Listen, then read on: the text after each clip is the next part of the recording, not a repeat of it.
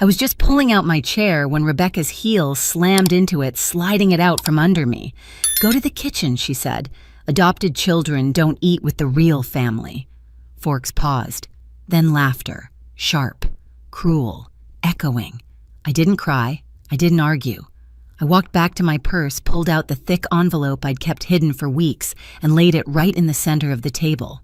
"Mom and Dad left me this," I said quietly. "Call your lawyers. We'll finish this tomorrow."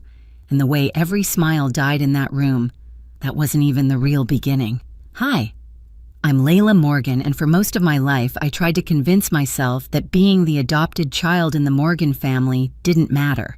Harold and Miriam, my parents, never made me feel different, but their 3 biological children, Rebecca, Ethan, and Natalie, they made sure I never forgot exactly where they thought I belonged. Growing up, the reminders came in small cuts. When family photos were taken, Rebecca, my oldest sister, would angle her body so I barely fit into the frame. Ethan, my brother, would laugh and say things like, "Don't worry, Layla. It's not like anyone will notice you're not one of us." Natalie, my middle sister, perfected the soft, patronizing smile people use when they're being cruel but pretending they're not. And through all of it, Mom would pull me aside afterward, hold my face gently, and whisper, "You're our daughter in every way that matters." Dad would ruffle my hair, help me with homework, sit through every recital and school ceremony like I was the center of his world. Their love was real, solid, the only thing that made me feel like I belonged in that house. Then came the 6 months that broke me open. When both Mom and Dad fell sick, I moved into their home without hesitation. I slept in stiff hospital chairs, signed stacks of treatments and bills, talked to doctors, while my siblings sent half-hearted texts. Adrian, my husband, took care of Ava and Mason at home, telling me, "Do what you need to do. I've got us." I will never forget that. Meanwhile, Ethan said he couldn't risk the exposure because of his banking job. Natalie said the twins needed her. Rebecca said she couldn't handle seeing them like that. So it was me, just me every day, combing Mom's hair when she could no longer lift her hands, whispering to Dad that everything would be okay, even when I knew it wouldn't, holding their hands when both of them slipped away within days of each other. And then after the funerals where my siblings suddenly played the roles of devoted children, they made an announcement. Rebecca, with her polished voice and perfect posture, said she wanted to host a family dinner to honor Mom and Dad. She even assigned tasks. "Layla, you handle the cooking. You were always the best at making Mom's recipes." Ethan nodded like it was a business meeting. Natalie added, "And maybe bring those rolls from the bakery near your place. Mom loved those." I should have seen the trap forming. The hushed conversations when I entered a room. The way they acted like I was helpful staff, not family. The way they avoided eye contact when I asked what exactly this dinner was for. Still, grief makes you hope for things you shouldn't. I spent 3 days cooking Mom's favorite dishes, choosing a good bottle of wine I couldn't really afford, wearing a dress she always said complimented my smile. I told myself maybe this dinner would bring us back together. Maybe loss would soften old wounds. But when I walked into Rebecca's house that night, beautiful, spotless, cold, I felt something in the air. A shift, a quiet tension under the polite greetings, a sense that I wasn't a guest, I was the target. When I stepped farther inside Rebecca's house, a strange stillness settled over me, like walking into a room where everyone had been talking about you just seconds before. The dining table was already set with Mom's old china, the pieces Rebecca insisted on keeping after the funeral, for sentimental reasons, even though she'd barely visited in those last months. Candles flickered. Soft music played. Everything looked perfect. Too perfect. "Layla, you're early," Rebecca said, smoothing her blouse as she walked toward me. Her smile was tightly stretched, polished, practiced. "I wanted to help set things up," I replied. "You've already done plenty," she said, eyes flicking to the food containers in my hands. "Just put it all in the kitchen. We'll handle the rest. We. Not you. Not family. Them." As I walked past the dining room, I caught pieces of a conversation, voices low cut off quickly. Ethan's voice, then Natalie's, then a tense silence thick enough to wade through. And when they reappeared from the hallway seconds later, their expressions were too casual, too smooth. Something wasn't right. I kept replaying the moment I arrived, Ethan barely glancing at me before turning away, Natalie fidgeting with her bracelet, Rebecca's lingering look toward her siblings like she was silently checking whether they were ready. Ready for what? In the kitchen, as I unpacked all the dishes I'd spent hours preparing, the familiar ache settled into my chest. That ache I'd felt my entire childhood standing outside, closed doors hearing laughter from rooms I wasn't invited into, watching holiday photos uploaded online without me, realizing family traditions were continuing without the adopted one. Sometimes exclusion is so subtle it makes you question your own memory. Other times, it walks right up and smirks in your face. As I arranged the serves of Mom's apple cinnamon roast on a platter, a flashback washed over me so vividly I could almost smell the cinnamon from years ago. I was 11, holding a plate of cookies I had baked myself. Rebecca, Ethan, and Natalie were on the porch enjoying the summer evening. I asked if they wanted one. They exchanged glances. Rebecca said, "Sure," but when I walked away, I heard her whisper, "She tries too hard." They laughed, just like they laughed tonight. Back in the present, I checked the clock. 15 minutes until dinner. I brushed my hands on my dress, took a breath, and stepped back into the living room where everyone had gathered. Rebecca and Natalie were standing by the window whispering. When they noticed me, their conversation died instantly. Ethan adjusted his sleeves, avoiding my gaze as if guilt were a physical weight pulling his shoulders down. I tried to break the tension. I brought Mom's apple pie too. The one she taught me, Rebecca's smile, cut me off. "Perfect. You can serve it later." Serve it, not share it. Serve it. The mam mong kwasu that dang lauden. Something in their tone, in their posture, in their carefully constructed politeness, it all felt like a performance, like they were waiting for the right moment to drop whatever they'd been planning. Ava and Mason weren't there to distract me with their chatter. Adrian wasn't there to squeeze my hand and tell me it would be fine. It was just me, surrounded by people who had mastered the art of making me feel like an outsider without ever saying the words aloud. I tried to remind myself why I came. Because I wanted to believe in family. Because I wanted to believe that grief could soften cruelty. Because I had spent 6 months giving everything I had to keep Mom and Dad comfortable in their final days. And maybe that mattered to them too. But as I sat down carefully, quietly, I saw Rebecca watching me. Not warmly, not like a sister, but like someone checking whether the trap was set properly. I knew then, whatever was coming wasn't kindness. Dinner started the way disasters often do, quietly, politely, with everyone pretending nothing was wrong. Rebecca took the seat at the head of the table, the one Mom used to occupy, and folded her napkin with the same self-importance. Ethan poured wine like he was hosting a corporate mixer, not a family memorial. Natalie kept smoothing her dress, glancing at everyone as if waiting for a signal. I sat at the far end, the seat left open after they'd already arranged themselves. I tried to ignore it. I tried to breathe. For the first 10 minutes, the conversation was harmless. Ethan talked about work. Natalie talked about her twins. Rebecca reminisced about Mom's garden, conveniently leaving out that she never watered it once. But nothing in that room felt real. Every smile looked stretched. Every story felt rehearsed. I brought out the dishes I'd spent days preparing Mom's favorites, and Rebecca clapped her hands lightly. "Oh, good, Layla. You can start serving." Serving, not joining. I swallowed the sting, of course. As I moved around the table, I noticed how none of them made space for me. Not a single chair shifted, not a single hand offered to help. I set plates in front of them while they continued their conversations as if I were hired staff. As if this wasn't supposed to be the dinner that honored the two people who loved me more than anything. Halfway through the meal, Ethan cleared his throat in that condescending way he had in high school. So he said, "Since we're all here, maybe we should talk about the house." Rebecca nodded. "And Mom's jewelry. There are some valuable pieces. We should make a plan," Natalie added. "And the investments. It's best if they stay in the bloodline." My fork froze halfway to my mouth. The bloodline. They said it without shame, without hesitation, just a fact in their minds, a rule of nature. Rebecca leaned forward, voice coated in sweetness. We just want to be practical, Layla. I'm sure you understand.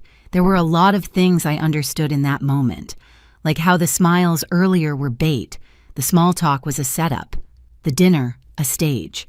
I put down my fork. What exactly are you saying?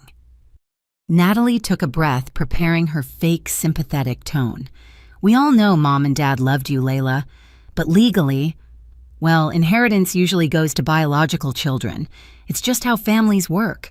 Families. Ethan nodded. We're not cutting you out, we're just saying the majority should stay where it belongs. Belongs. The room tilted. Something inside me, that last soft hope, snapped cleanly in two. You're serious, I whispered. Rebecca tilted her head, that little smirk she used in childhood slipping through. Don't be dramatic. You can keep sentimental things, a photo or two. But the house, the accounts. It's only fair that... And that was it. Something in my chest went very still. A quiet so sharp it felt like clarity. I pushed my chair back gently. Ethan raised a brow, confused. Natalie bit her lip. Rebecca's smirk faltered just slightly. I stood up, walked toward the kitchen. They probably thought I was going to cry, or retreat, or disappear like they'd trained me to do for years. Instead, I walked to my purse, slid my hand inside, closed my fingers around the thick envelope. The one Mom pressed into my hand days before she went unconscious. The one Dad signed with shaking hands. The one I'd carried for weeks, waiting for the moment they showed me exactly who they were. I turned around and walked back into the dining room with a calm I didn't recognize in myself. Rebecca frowned. Layla, where are you? I didn't answer. I stepped to the center of the table, right where Mom's good china sat, and dropped the envelope with a soft, precise thud. The sound sliced through the room. What is that? Ethan asked, voice tightening. I looked each of them in the eye. Mom and Dad left me this letter, I said. Call your lawyers. We'll meet tomorrow. Silence. For a moment, nobody breathed. Then it happened. The thing I'd been waiting for without realizing it. Panic. Raw. Visible. Delicious. Ethan's face drained of color. Natalie's fingers curled around her wine glass like she might drop it. Rebecca's smile froze, then cracked. Layla, she whispered, what did you do? I leaned forward slightly. What you made me do. And without another word, I picked up my purse and walked out of the house, leaving their stunned silence behind me like smoke from a fire I had finally set. The next morning, the city felt unnaturally bright, too bright for what I knew was coming. I barely slept, replaying last night in my head.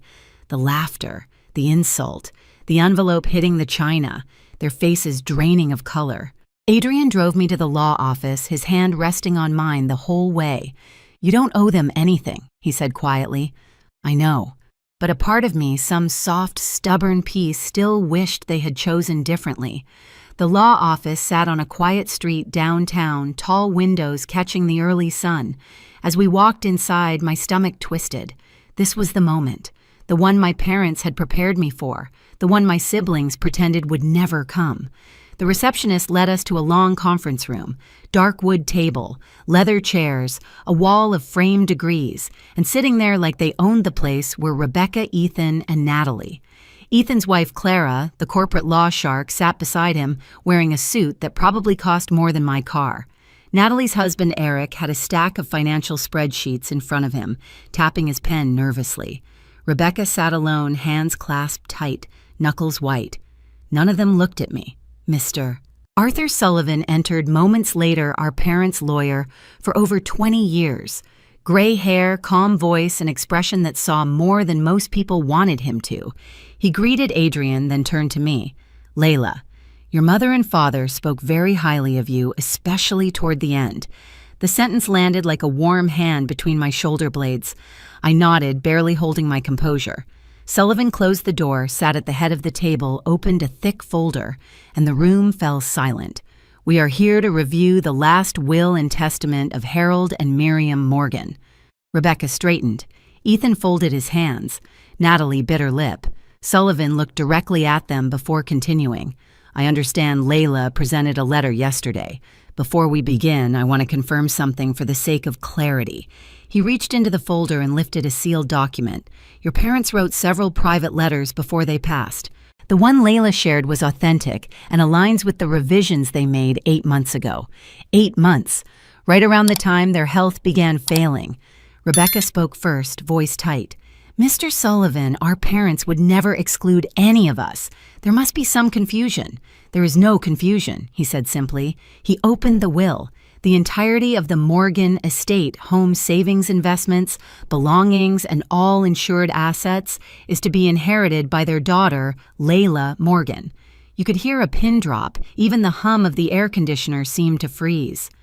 Sullivan continued reading the legal language, but all I could focus on was the shift, the electric jolt as every eye in that room turned toward me.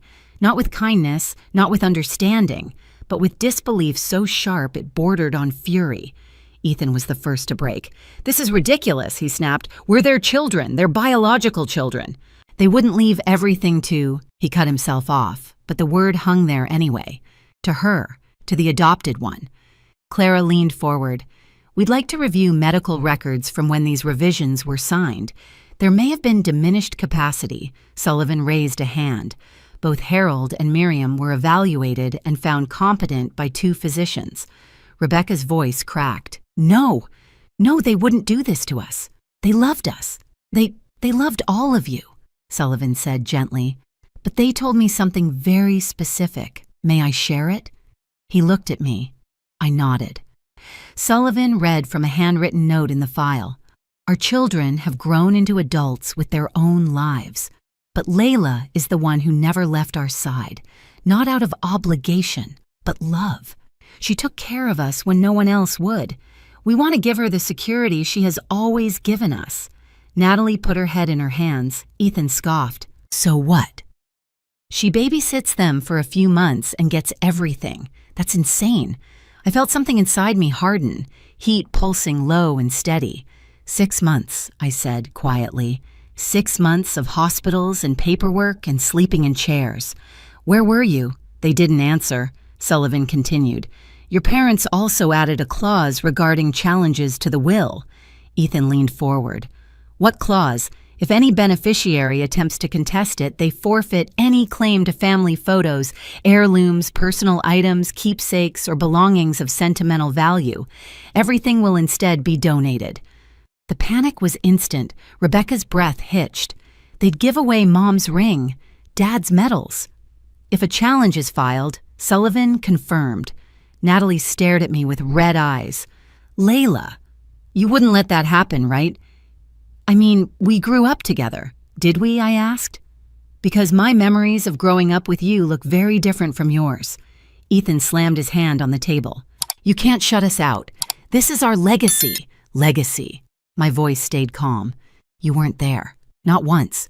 You all had excuses while I was watching them fade away day after day." Eric spoke quietly, almost apologetically. "We're struggling financially, Layla." "The mortgage." I shook my head. "Don't put this on me." Clara leaned in, voice sharp. "Legally, we can still argue undue influence." The circumstances. Sullivan closed the folder with a soft, final thud. "You cannot argue undue influence when the beneficiary wasn't present for the revisions. Layla wasn't even in the building when they made these changes. The shock on their faces, that was the moment the power shifted." Rebecca's voice dropped to a whisper. "So it's really over?" "No," I said. "This part is over. What happens next is up to you." Natalie looked desperate. "What do you want from us?" I thought about it, really thought about it, the insults, the exclusion. The years of being treated like a guest, never a daughter. The laughter last night, the way they enjoyed humiliating me. What I wanted was simple. "I want peace," I said finally. "But I won't negotiate my parents' wishes. They made their choice. And so did you." Ethan stood abruptly. "Fine. We'll see if there's any legal leverage." Sullivan cut him off. "One more thing. Your parents left a final private message for Layla." He handed me a small envelope. I opened it slowly. Inside was a single line in my mother's handwriting. "You were always ours. Now let us take care of you the way you took care of us." My throat closed, my vision blurred. For the first time since they passed, I let myself feel the weight of their love, not a burden, but a gift. When I looked up, my siblings were watching me with a mixture of resentment, regret, and something resembling fear. I stood. I'm done here. I walked to the door. My hand closed around the handle. Behind me, Rebecca's voice shook. "Layla, wait, please." I paused but didn't turn around. "You told me to go to the kitchen," I said softly, "but I'm done eating scraps." I walked out of the room, leaving them exactly where they had put me my whole life behind me. Adrian was waiting in the car when I stepped out of the law office, and the moment I closed the door behind me, the tightness I'd been holding in my chest finally cracked. He reached for my hand without a word. That alone undid me. I leaned into him, letting the tears I'd refused to shed in front of my siblings spill freely. That night, after Ava and Mason were asleep, I told Adrian everything, every line of the will, every reaction, every last attempt they made to claw something back. He listened quietly, then said, "They lost you long before they lost the inheritance. The days that followed were messy. Ethan called with threats. Natalie showed up twice crying on my doorstep. Rebecca sent flowers cards, long messages about miscommunication. But I held the boundary. For the first time in my life, I didn't apologize. I didn't shrink. I forgive you, I told each of them. But forgiveness doesn't rebuild what you destroyed." Weeks later, at a grocery store, I ran into Dana, the social worker who had helped my parents during their last stretch. She told me about 2 little girls who'd lost everything. Sisters, 4 and 3, no relatives willing to take them both. Something in me opened. 8 months later, Lila and Hazel came home, and the first night I tucked them in, Ava reading to one Mason offering his favorite stuffed bear, I realized I had finally built the family I always deserved. 1 year after that dinner, I stood in the doorway of our new home, watching all 4 kids chase each other across the backyard. Ava's laughter sharp and bright, Mason pretending to be a superhero, little Lila and Hazel clutching fistfuls of dandelions like treasures. Adrian slipped his arm around my waist. "This," he whispered, "is the real family." And he was right. Blood didn't give me this life. Love did, choice did, courage did. If you've ever been pushed aside by the people who should have protected you, you're not alone. Share your story below and hit subscribe so you don't miss what comes next.